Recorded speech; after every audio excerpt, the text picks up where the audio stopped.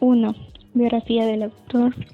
Carlos Fuentes fue un escritor considerado uno de los literatos más importantes de todos los tiempos. Fuentes destacó por su detallada exploración de México y de todo lo mexicano, es decir, sobre las tradiciones y costumbres. Además, su trabajo se destaca por la facilidad de lectura para todos los estratos sociales. Un dato curioso es que muchos creían que Fuentes era mexicano, pero no, realmente nació en Panamá en 1928. Llegó a México a los 16 años, luego de haber viajado con su familia por varias ciudades de América Latina. Tuvo 2 matrimonios y a lo largo de estos tuvo tres hijas. Su primer libro lo escribió a los 11 años, pero en la literatura fue reconocido por La región más transparente, escrito en 1958. Durante su vida escribió más de 20 novelas, una ópera, 5 obras de teatro, 9 libros y varios escritos sobre política, cultura y sociedad. En 1996, la Universidad Nacional Autónoma de México le entregó el doctorado honoris causa. Además, Carlos Fuentes fue embajador de México en Francia y profesor de literatura en las universidades de Harvard, de Pensilvania y de Princeton. Fuentes murió el 15 de mayo del 2012, dejando un gran vacío en la historia de la literatura, pero uno aún más grande en el corazón de los mexicanos. El porqué del título fue dado debido al nombre del personaje principal y por la serie de sucesos que se narran a través de la muerte de este, dando el nombre así a la obra como La muerte de Artemio Cruz. Argumento. La muerte de Artemio Cruz, que sucedió en 1962, reconstruye la vida de un hombre poderoso que está agonizando a través de saltos en el tiempo y de enfoques narrativos y técnicas cambiantes. Comienza la novela con el retrato introspectivo en primera persona de Artemio Cruz, un autorretrato en el que podemos entender que se encuentra enfermo o malherido, postrado en su lecho. Desde ese punto de vista de un hombre en su lecho de muerte va a ser narrado todo el relato. La novela intercala las impresiones de Cruz, moribundo en la cama con sus sueños, sus reflexiones y sus recuerdos, todo un reencuentro de su vida, sus amores, sus momentos, heroicos y mezquinos, su valor y su cobardía. En definitiva, toda la retrospectiva de una vida agitada desde sus últimos sectores. El texto juega con el tiempo en reversa para originar una urtimbre en la lógica de los hechos. Así, en realidad, se cuenta la vida al revés. La fórmula verbal de la narración es triple. Esta utiliza el yo, el tú y la tercera persona. Es una obra que en ese vaivén muestra la estampa del hogar de un enfermo, a quien rodean los seres más cercanos. El tiempo psicológico traslada al lector a otra juventud, al arribo a un futuro hogar, albergado por la mujer de un amigo caído en lucha.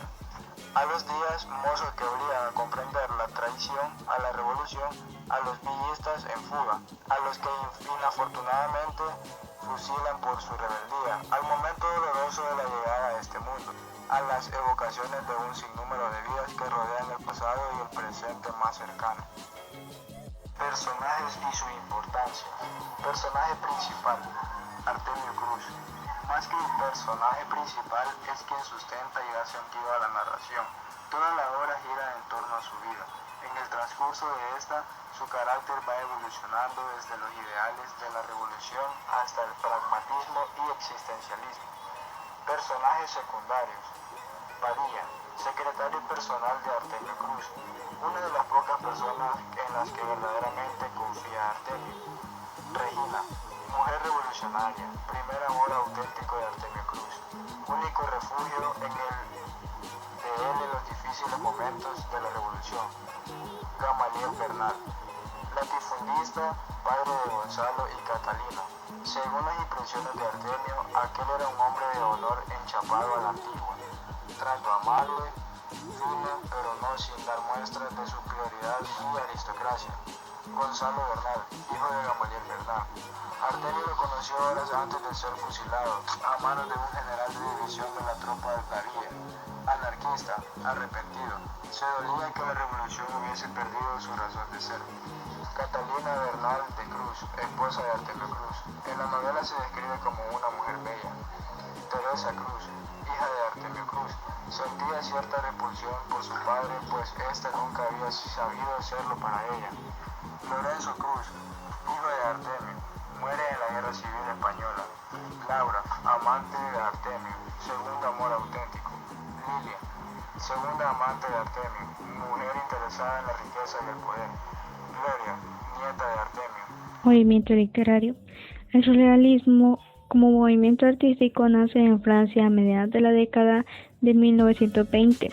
Su creador y máximo precursor fue André Breton, quien luego de romper lazos con el movimiento Dada publicó en 1924 el primer libro manifiesto surrealista. El surrealismo no pretendió ser solamente una opción artística, sino que también quiso ser un movimiento que promoviera la revolución integral, la liberación total del hombre, así como en la obra el autor Carlos Fuentes intentó hablar sobre lo que ocurría en ese momento en su país. Tipo de narrador. En los tipos de narradores están tres. La narración en primera persona, que lo hace en una clave de presente, en el que se dirige al tú, lo hace en un futuro que se caracteriza por su ambigüedad. Es la primera persona, en este caso Artemio Cruz. La coincidencia de él se puede reconocer porque el tipo habla en un presente actual que corresponde a su monólogo. Narración en segunda persona. Es Artemio contándose su propia historia. En este tipo de narración aparecen las motivaciones profundas de su vida, a pesar de su resistencia. A ese receptor al que le habla es el subconsciente, en ese caso a cada uno de los lectores. La narración en tercera persona es el Artemio del pasado, reproduciendo sus memorias y sitúa la mirada donde mejor le parece, mostrando a los personajes desde distintos puntos de vista. En este tipo de narración, los 12 momentos. En el tipo de lenguaje. En la historia se describen en norma culta formal 12 periodos de la vida de Artemio de manera no lineal. Se intercalan presente y pasado, haciendo una especie de montaje con una multiplicidad y superimposición de planos y secuencias narrativas. También se presenta fuertemente una metaforarización. Tema principal. El tema principal es la búsqueda del poder en el Estado mexicano post-revolucionario. Si nos vamos a los contextos, en ese momento México estaba pasando por una revolución. Temas secundarios: la pérdida del sentido e ideales de la revolución, el existencialismo y la corrupción. Contexto económico. Al momento de nacer el autor, la nación de sus padres se encontraba en el apogeo de la Revolución Mexicana. Sin embargo, el proceso de modernización y reforma de la economía del país azteca había iniciado hace un par de años atrás, a fines del siglo XIX. Este consistió en esencia en incentivar alternativas viables de industrialización de la economía agraria, mediante la tecnificación de procesos de cultivo y ganadería. No obstante, esta apuesta no dio los réditos esperados, pues para los latifundistas históricos de México, la reforma agraria, uno de los estándares de la revolución, minó considerablemente los proyectos de las grandes terratenientes, los cuales se vieron forzados a depender de conglomerados capitalistas emergentes. Entre estos se encontraban el empresariado industrial comercial, quienes ante la crisis del sector agropecuario sostuvieron la economía mexicana por medio de la gradual explotación de la industria en todas sus diversas ramificaciones y de la expansión e incorporación de diversos mercados y las élites que controlaban el sector financiero bursátil. Cabe destacar que los rubros más dinámicos y pudientes de la economía de México de principios del siglo XX eran la explotación petrolera, la generación de electricidad y los bienes raíces. Asimismo, el éxodo del campesinado hacia las metrópolis mexicanas impulsó que éstas creciesen aceleradamente, comenzando así toda una época de cambios en las estructuras sociales de ese país. En cuanto a las clases sociales de la época, se distinguen las siguientes: terratenientes, grandes empresariados, militares de alto rango, profesionales y altos funcionarios públicos, militares de bajo rango, pequeños comerciantes, dependientes y empleados, indígenas y campesinos. Contexto cultural. Paralelamente a los intensos procesos sociopolíticos y económicos que sucedían, durante la primera mitad del siglo XX hay una larga y muy abundante producción artística en México. Un evento que marcaría de gran manera la cultura de México fue la visita a finales de la década de 1930 del creador y precursor del surrealismo, André Breton, al país azteca. Aunque en un principio el viaje de Breton era más con fines personales, este no pudo resistirse al encanto del mundo mexicano y aportarle valiosos insumos para la explotación de la vanguardia surrealista en toda Latinoamérica. Casi de inmediato de eso comenzaron a surgir figuras grandes, figuras artísticas, quienes bajo los postulados surrealistas encauzaron su labor creativa. Entre estos están pintores y escritores. Entre los pintores están Frida Kahlo, Diego Rivera, quien en un inicio orientó su obra como pintor y muralista a los temas de la revolución, pero no logró resistir al cortejo surrealista. También Manuel Álvarez Bravo, quien dedicó su oficio de fotógrafo al surrealismo. Pero fuera de la corriente surrealista y como máximo representante del muralismo mexicano, se sitúa a David Alfaro Siqueiros. Entre los escritores como máximo representante del surrealismo en México fue Octavio Paz, aunque este lo conoció hasta 16 años después de la visita de Breton. En esta etapa, el surrealismo destacó en poesía. Asimismo, fuera de toda estética vanguardista, se perfilan dos grandes figuras de la actuación en México, referentes universales de la riqueza que lleva esta nación en venas, y que establecen pautas y criterios de una dramaturgia muy latinoamericana. Ellos son María Félix y Pedro Infante, fundadores del denominado Cine de Oro mexicano. La revolución inició con una serie de alzamientos que provocaron la destitución y derrocamiento del dictador por aquel entonces Porfirio Díaz, que siempre habían parado a los de arriba, latifundistas y empresarios. Los indígenas, que siempre habían luchado por sus tierras durante los alzamientos, pugnaron por libertad y tierra. Es por ello que destaca el líder revolucionario Emiliano Zapata. Él se oponía a los latifundios y deseaba que los campesinos tuvieran los títulos de la tierra que trabajaban con sus propias manos. Este espíritu de Zapata fue plasmado en la Constitución Política de los Estados Unidos Mexicanos del año de 1977.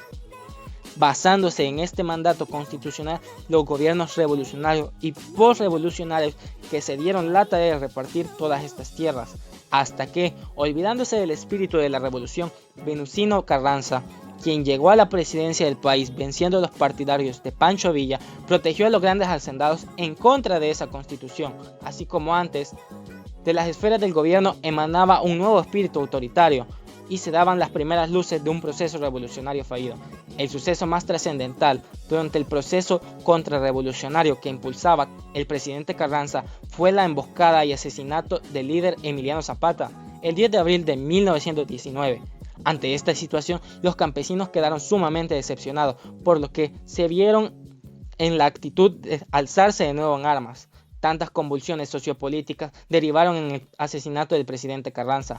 Luego de su asesinato, el gobierno provisional de Adolfo de la Huerta firmó un tratado de paz con Pancho Villa. Posterior a eso, en ese mismo año asumió la presidencia Álvaro Obregón.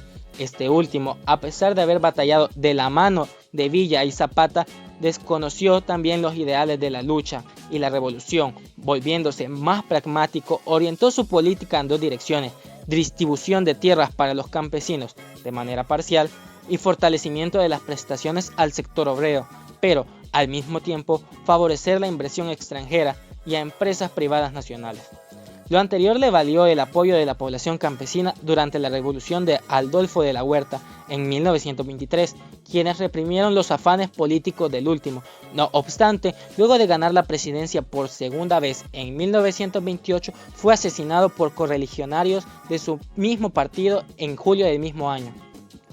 Entre 1924 y 1928 asumió la presidencia del país Plutarco Elías Calles, quien había sido profesor y general de división durante la revolución.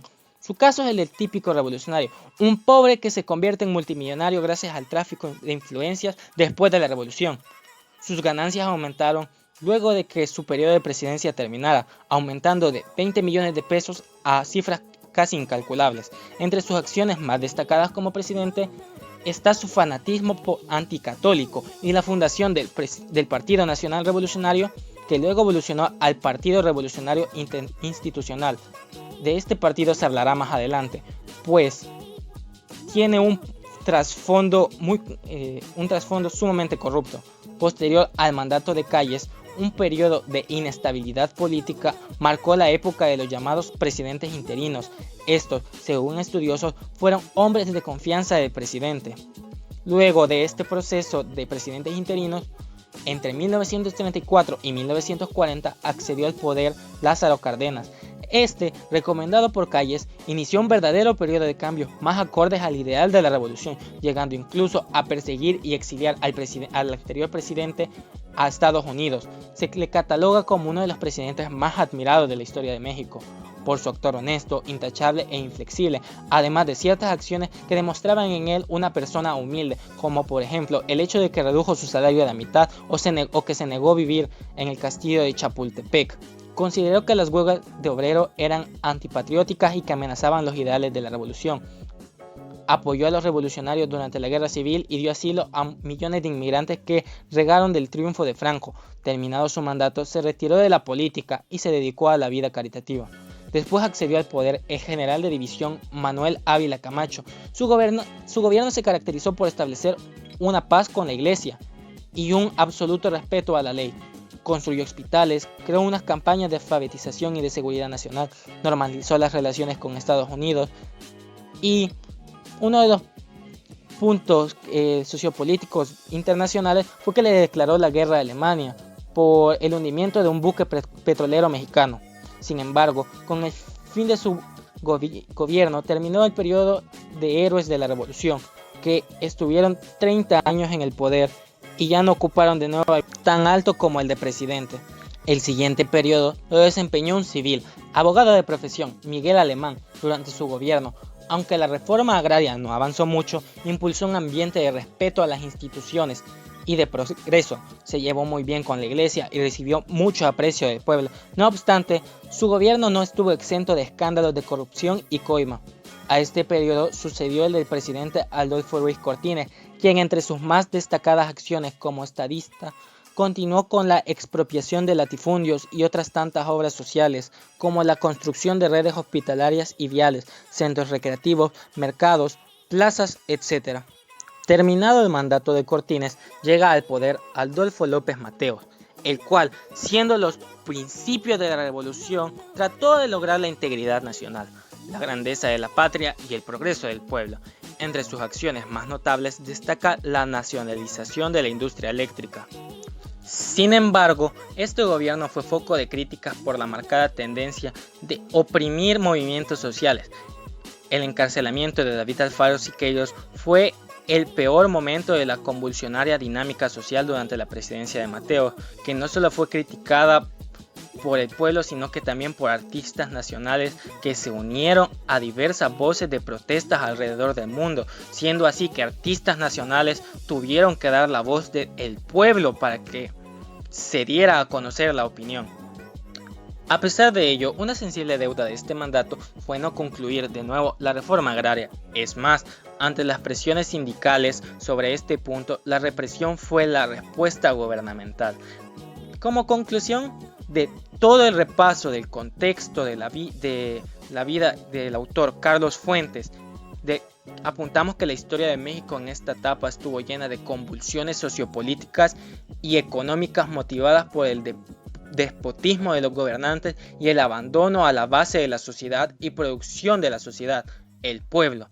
Esto se hace más evidente cuando se profundiza los verdaderos alcances de aquel proyecto revolucionario de Zapata y Villa. Ahora bien, cabe recalcar la historia de corrupción tras el Partido Revolucionario Institucional, de cual ya se había hecho mención anteriormente, y su trasfondo deshonesto durante su largo mandato, el cual se dio por primera vez en 1928 a través de la vía democrática y pacífica, por medio del sufragio y la celebración de elecciones. En aquel entonces su nombre era Partido Nacional Revolucionario, y desde entonces tuvo un mandato de casi 71 años, de 1929 al 2000, mediante el establecimiento de una red de patrocinios y acciones populistas, y que provocó que el poder del sistema político electoral del país comenzara a funcionar como un régimen totalitario y unipartidista, en el cual un solo partido concentraba el control sobre la gran mayoría de las instituciones de gobierno e impartición de justicia, y en el cual se volvió costumbre el que los políticos que competían por cargos públicos de todos los niveles en el país por el PRI siempre ofrecieran sobornos a sus electores y clientismo a cambio de apoyo y financiamiento para sus campañas políticas y votos para su reelección. Todo esto provocó que en la política mexicana floreciera la corrupción política y que la oposición y competencia por fuera del partido no existiera. Si es que se llegara a formar alguna candidatura independiente, esta era inmediatamente suprimida y se volvió un requisito el pertenecer al partido para poder contender y ser votado para algún cargo de elección popular. Al pasar de los años, el PRI ganaba las elecciones una y otra vez. Su red de corrupción, impunidad y tráfico de influencias fue creciendo cada vez más y más, y en consecuencia el partido logró aferrarse al poder a toda costa. Estructuras. La novela La muerte de Artemio Cruz no está estructurada en capítulos, sino en pequeños fragmentos que entrelazan las sensaciones en su lecho de muerte, con el recuerdo de aquellos momentos más importantes de su vida, de forma que la novela es un continuo trasloque de tiempos y reencuentro de esas memorias. Recursos literarios. Metáfora. Que saldrá de la capital de Sonora, donde hará un calor infernal. Alargarás los brazos y detrás de los ojos cerrados verás los colores de tu mente. La memoria es el deseo satisfecho. Enumeración. Todo un muro de tu despacho estará cubierto por ese cuadro que indica la extensión y las relaciones entre los negocios manejados. El periódico, las inversiones en bienes raíces, México, Puebla, Guadalajara, Monterrey, Acapulco. Descenderás con tus 10,000 millones de celulares cerebrales, con tu pila eléctrica en la cabeza, plástico mutable a explotar, satisfacer tu curiosidad, proponer fines, realizarlos con el menor esfuerzo, evitar las dificultades, prever, aprender, olvidar, recordar, unir ideas, reconocer formas, sumar grados. Polisíndeton. El automóvil se detuvo en la esquina de Isabel la Católica y el chofer le abrió la puerta y se quitó la gorra, y él, en cambio, se colocó el fieltro, pegándose con los dedos los mechones de las sienes que le quedaron fuera del sombrero. Y esa corte de vendedores de billetes y limpiabotas y mujeres enrebosadas y niños con el labio superior embarrado de moco lo rodearon. Interrogación retórica. ¿Qué vas a decirme? ¿Crees que has encontrado al fin las palabras que nunca te atreviste a pronunciar? Sinestesia. Pero en tu medio sueño, la fibra nerviosa que conducirá el impulso de la luz no conectará con la zona de la visión. Escucharás el color, cómo usarás los tactos. Tocarás el ruido, verás los olores, olerás el gusto. Anáfora.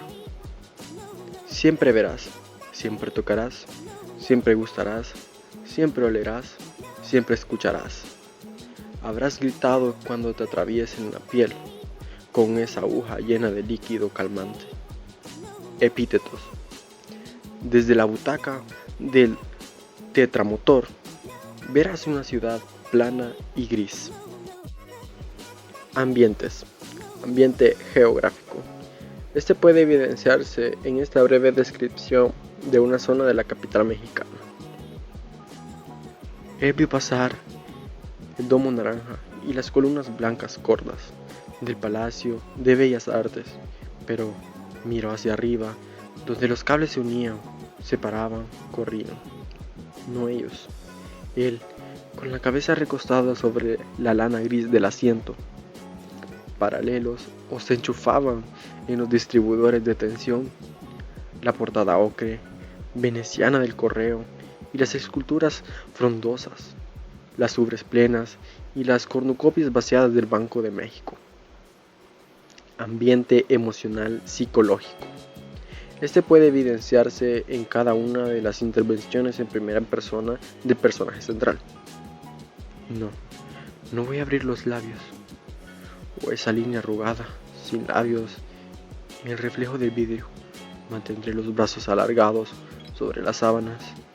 Las cobijas me llegan hasta el vientre y el estómago. Y las piernas permanecen abiertas, con ese artefacto frío entre los muslos. Y el pecho sigue dormido, con el mismo hormigueo sordo que siento, que sentía cuando pasaba mucho tiempo sentado en el cine. Mala circulación. Eso es. Nada grave, nada más grave. Hay que pensar en el cuerpo.